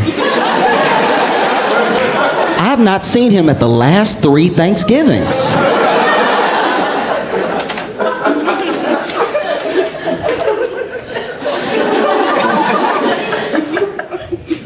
And then your grandma go, okay, so Willie, he got into a little bit of trouble at Bank of America. It was a misunderstanding with because grandmas always try to make you seem less of a criminal. Grandma, you commit a crime and grandma be like, he had an accident. It was an accident. He is a sweet child. It was an accident because basically he got a little argument with one of his friends, and then he fell, because they were pushing each other, then he fell on his friend, but he had just been holding a knife at the time. That's why we praying for him to get out, because I know his spirit. I know my baby, and my baby would never stab someone to death. My baby, how the police know he wasn't trying to get the knife out? You know what I mean? That's why it went in so many times, because it kept slipping in, and he kept pulling it out. Why didn't they ask why that man's body was magnetic? Why didn't they do that? My baby ain't no murderer.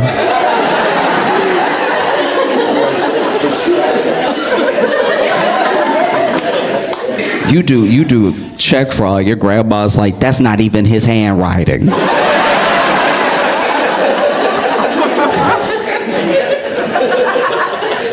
But grandma, is his name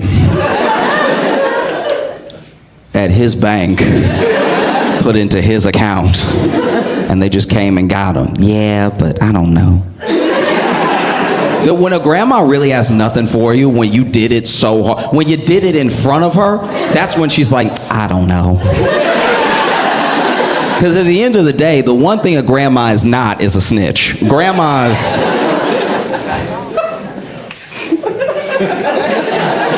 Okay. All right. So back in the day, so I grew up in Louisiana, right? And back in the day, we weren't friends, but I knew this kid, and he was like, this kid in my neighborhood was getting arrested, and it was a whole big scene because, like, basically, I don't know what he was getting arrested for, but the police thought that they needed 18 of them. Like, it was, I don't know what he did, but everybody showed up, if nothing else, just to watch. Like, that's... And that dude's grandma came outside screaming like, he didn't do it. Typical grandma. He didn't do it. He didn't do it. And then she tried to fake a heart attack.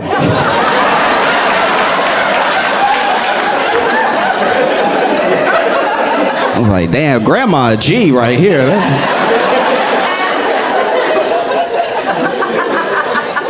That's probably what G stands for if you go back all the way. She was like, don't take my baby, don't take, oh no, my heart.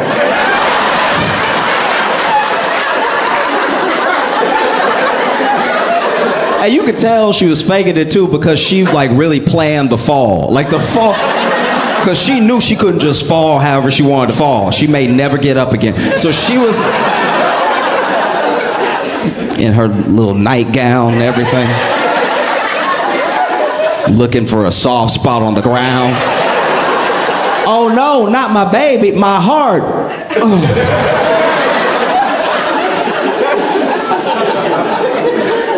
I just can't stress it enough. Please do not do wire or check fraud. It's like, it's so easy to not do.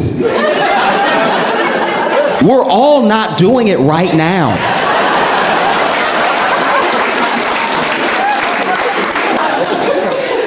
And I don't want to, look, I'm not coming from some holier than thou place either. I understand crime. I understand why people do crime. Like if you've ever been broke, you get crime. Crime makes so much sense if you're broke. I don't understand when rich people do crime because they already have things. Do you know what I mean? If you do crime as a rich person, you're really doing it for the love of the game.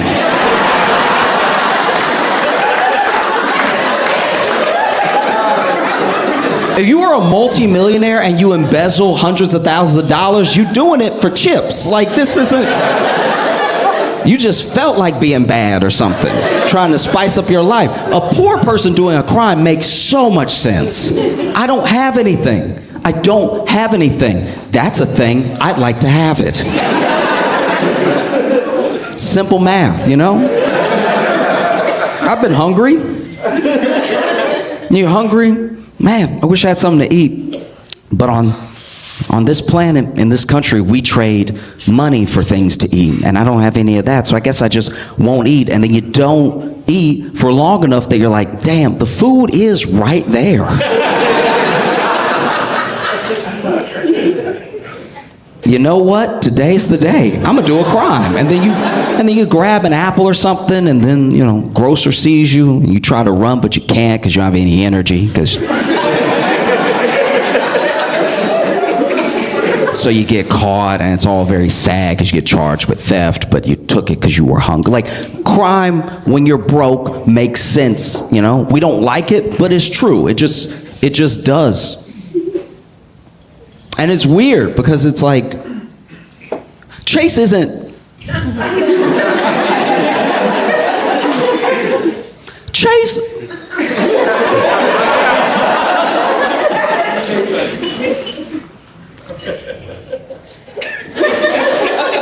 This is what bothers me about the whole thing. It was dumb of these people to do it, but to do it to Chase is like weirdly full circle.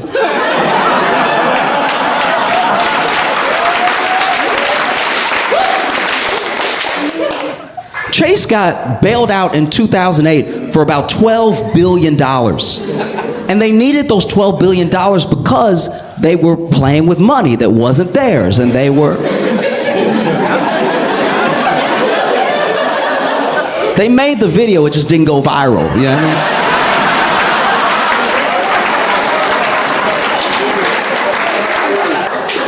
I mean? So it just, I don't know, there's a deep irony in that like, you know, one of the major powerhouses and probably the biggest bank in the country that contributed to near financial collapse is gonna go ahead and get theirs back from some of the people that they made poor. It's pretty harrowing, you know? But every single one, I don't care if you were a kid, if you were grown, there was a line, by the way. There was a line at the Chase ATM, so a lot of people were doing this at once.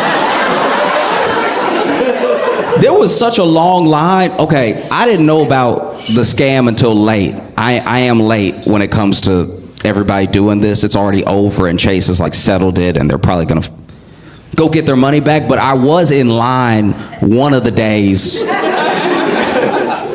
I don't look like I wouldn't do it.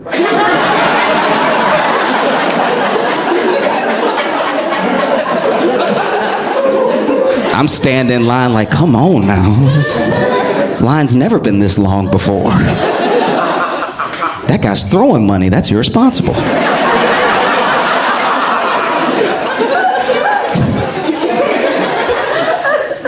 No, it's just, you know, you should know. I don't care your age. I don't care if it was on the internet or if it was a rumor you heard in real life. You should know that you cannot just take money that's not yours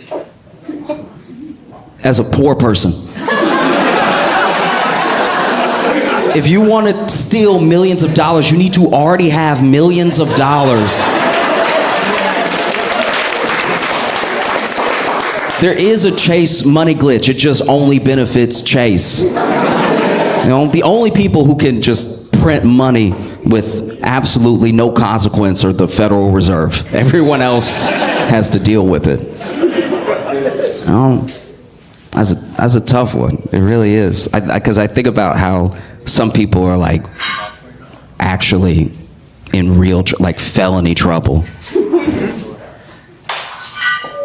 I don't know what I would do if I committed a felony, but I was just joking. It's a terrible predicament to be in. Some of these people are like 20, you know?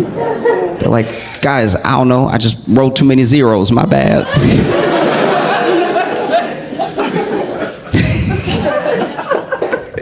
The only one of these scams that I really thought was like funny and was really rooting for the people on was that DoorDash one. I don't know if you saw this, but basically there was just like this DoorDash scam that was essentially the same thing. It was kind of tied to a Cash App scam. There are a lot of scams if you pay attention. It is crazy how much we're doing them now, how much we're doing like wire and check fraud. Like we, as Americans, we have become the Nigerian princes of the world.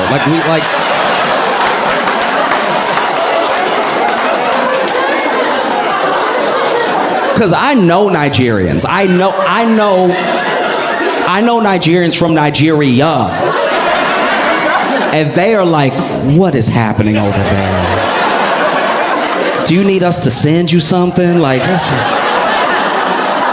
y'all are down bad as a people and as a country. This is hard to watch. But basically, there was like a DoorDash scam / Cash App scam where basically Cash App was letting you, it was basically letting you have a balance without pulling it from your bank. So then people were saying that they had enormous amounts of money, right? But then weren't able to pull it out. Like they weren't able to transfer this imaginary money to their bank. That Thank God they weren't able to do wire fraud, but like they weren't able to send it. But what they could do is, as long as a full transaction was online and they linked it somewhere else, they could pay for things online with this fake money, right? And so what a lot of people would do was use their Cash App fake money to get stuff on DoorDash, which feels like the most fulfilling of the scams, because like, you can make me pay back money, but you can't take the burritos out of me.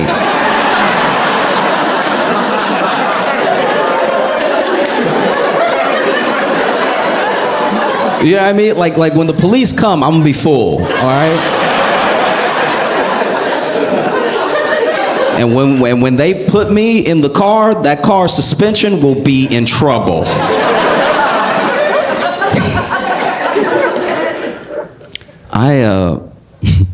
I had the opportunity not too long ago to really be a hero. Like, you know, you don't know when your hero moments are gonna come. They just show up, and then you act like the person you are in that moment. And I had the opportunity to be a hero, and I didn't take it.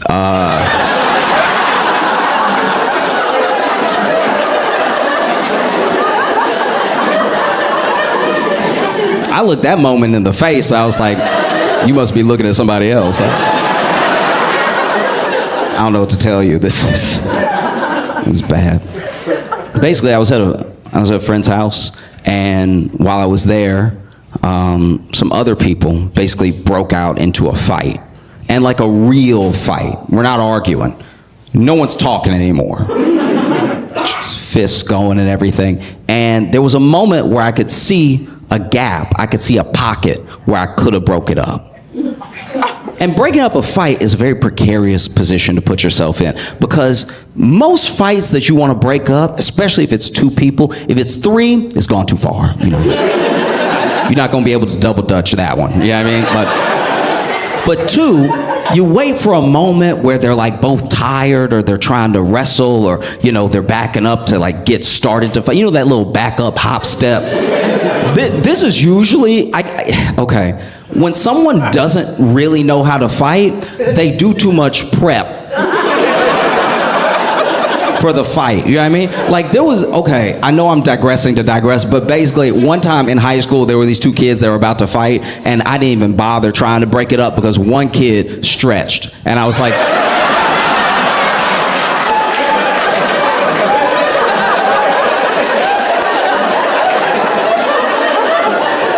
nobody that's really about to beat you down goes, oh, okay, you about to get it.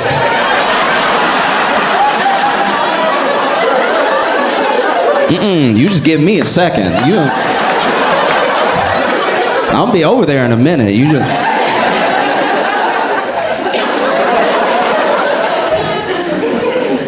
And so said all that to say that, you know, there was this moment where they were backing up, and one of them, you could tell he couldn't really fight because his hop when he was backing up to prep looked weird, right?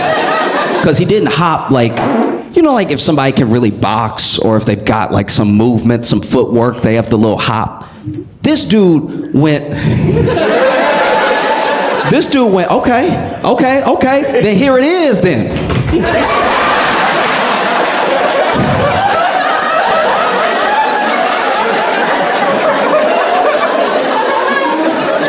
This man wanted to fight so bad, but just had to step on 1,000 roaches first. Like, in what world is this getting you ready? You look like you've already been hitting your cerebellum when you move like that. But anyway, they get to fighting, right? And I could have jumped in, but I was like, you know what? No. Because when you jump in to stop this fight, you need to be bigger than both people, right? The way you jump in and stop a fight, usually it's hand first, like you get the hand in there so that's the warning. Hey, stop swinging. Somebody else here. You might not hit him, you might hit me. Hey, right? and then you put your body in between the two of them. And the idea is that your body will be big enough that they're like, I want to punch, but there's too much to get around. And that isn't the case with me, you know what I mean? Like, I can't. I want to jump in and stop the fight, you know, like a principal, just like, hey now. Okay, so, all right.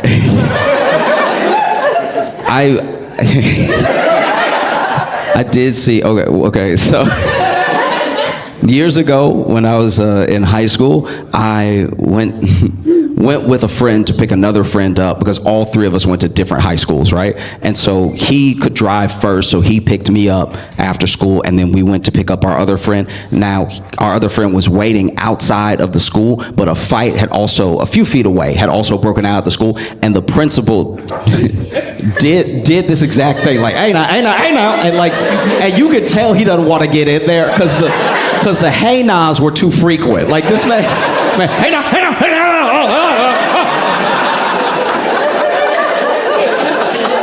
But he stopped the fight because he was just being too big for both those boys to get at each other, right? And I don't have that. Like, if I jump in, I will catch a stray. Like, I'm gonna walk right into a fence. Brothers, please.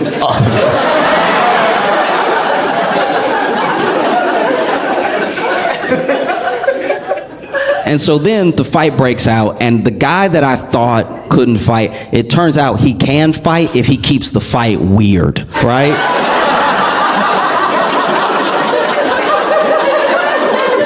Because in fighting, in hand-to-hand combat, in battle, right, you use what you have. You use your hands, fists, elbows, knees, shins, foot, everything that you can. If you wrestle them to the ground using your weight, using leverage, there's just lots of going on with your body when it comes to a fight. But what I've never seen, and I watch fighting, I watch combat sports, I like watching boxing, I like watching kickboxing. I've seen people who can kickbox in real life in like a street fight. I've seen people who can box in real life in a street fight. I've seen people use their knees, like Muay Thai moves, elbows, all that stuff. I've never seen somebody who just grabs.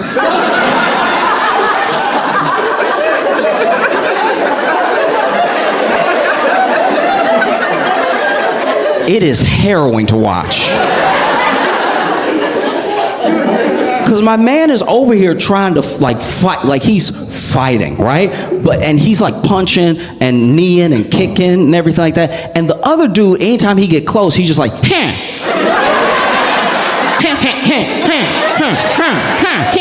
So now this dude punching while also being hella uncomfortable.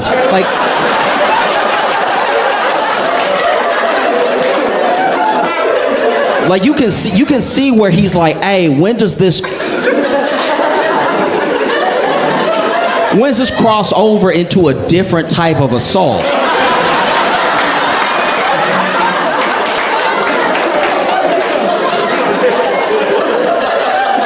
Do you know what I mean? Because at one point the dude was trying to dodge a punch and then like grab, and I think he thought he was doing kung fu. Because, you know, you've seen the movies where they're like, ha, and then like just Black Panthering you up, you know what I mean? This dude at one point went to dodge a punch, but clearly, we could all see it, clearly grabbed the inner thigh of the dude he was fighting. And you see that dude miss with his punch, but also be like,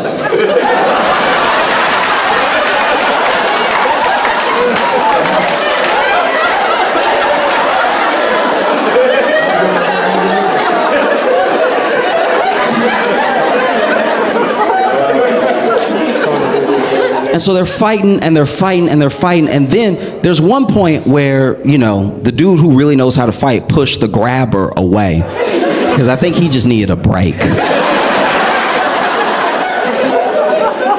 Imagine you beating somebody's ass and they're still like,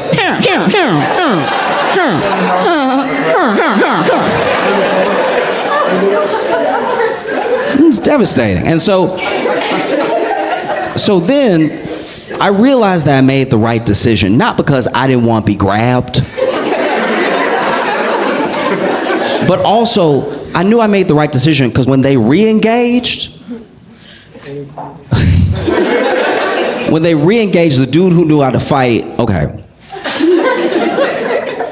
I shouldn't laugh, but all right. I knew I made the right decision when the dude that knew how to fight threw a microwave, right?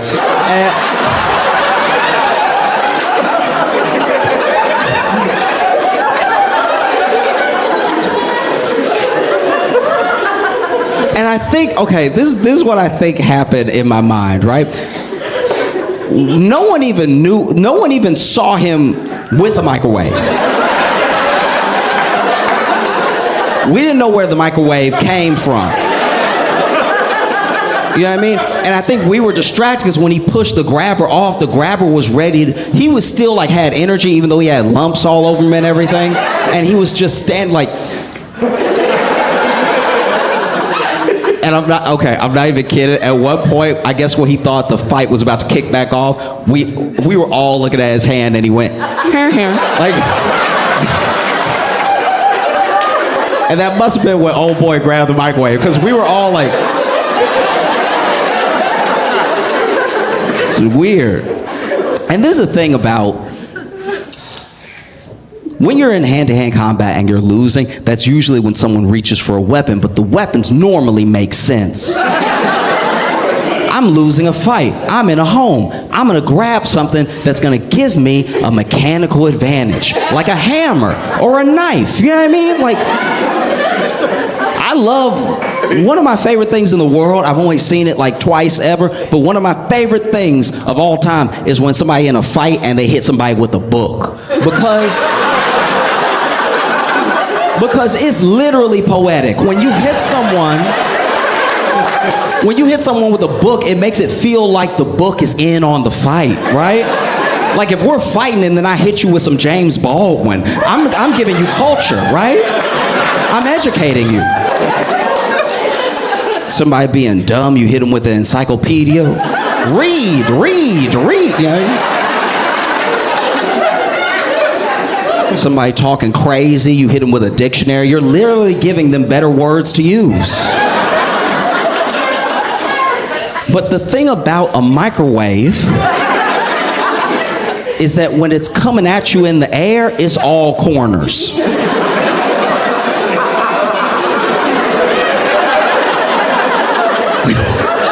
When a microwave is hurtling towards your head, it's nothing but angles, all right?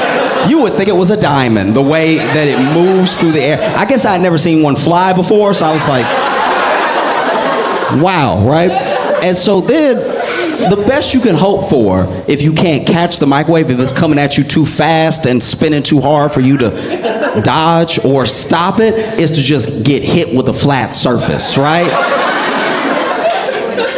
The best case scenario is that you get hit with a microwave that's coming at you door first, like a window. That feels like it has the most give to it. But that didn't happen at all. This dude threw the microwave at the grabber, and that dude got hit in the head with the popcorn button. And I've never seen a person shut off faster, right? Like, this dude caught a microwave in the head, and you just saw him go, like, I've never seen someone go limp that fast, right?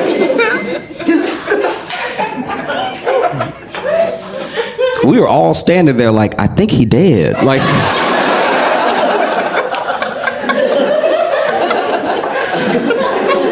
the only reason we knew he wasn't dead is that finally, after like 30 seconds, which 30 seconds when you think you're looking at a dead body is forever. That's... When you think that somehow you might go to jail too, you've been looking at that body all day. But he was clearly like down for 30 seconds, and then we just saw him be like, oh. So, he's fine.